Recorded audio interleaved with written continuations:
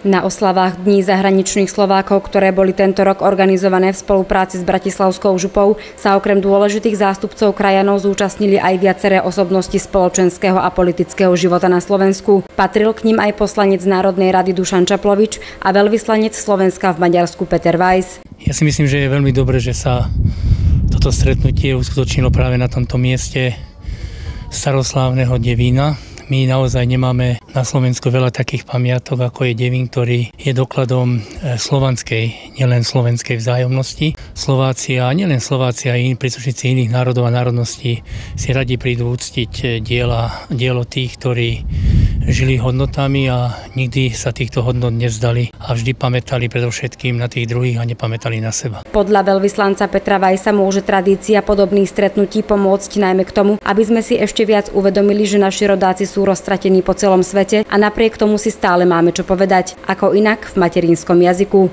Teraz, keď som v Maďarsku a vidím, aké osudy ťažké mali Slováci, ktorí pred 300-250 rokmi odišli po tureckých vpadoch a po morových epidémiách na tzv. Dolnú zem a že tam za 300 rokov nielen prežili, zanechali po sebe úžasné dielo, ukázali odolnosť, získali si obdiv, úctu. Komunita našich krajanov v Maďarsku je naozaj veľká. Kultúrnu stopu tu v súčasnosti zanecháva až 17 000 Slovákov. Spolupráca s veľvyslanectvom, ale aj inými organizáciami je preto pre nich nesmierne dôležitá. Je to prirodzená súčasť našej práce, sme v pravidelnom styku. Navyše máme takú inštitúciu, ako je Zmiešaná medzivládna komisia pre národnostné menšiny. To znamená, že všetky požiadavky, ktoré má slovenská menšina v Maďarsku na maďarskú vládu a chce teda, aby sa niektoré veci zlepšili, tak sa prejednávajú v rámci tejto zmiešanej komisie. Nielen tieto slová, ale i celé oslavy Dní zahraničných Slovákov tak dali jasný signál, že Slováci sú síce roztratení po celom svete, ale určite nie sú stratení.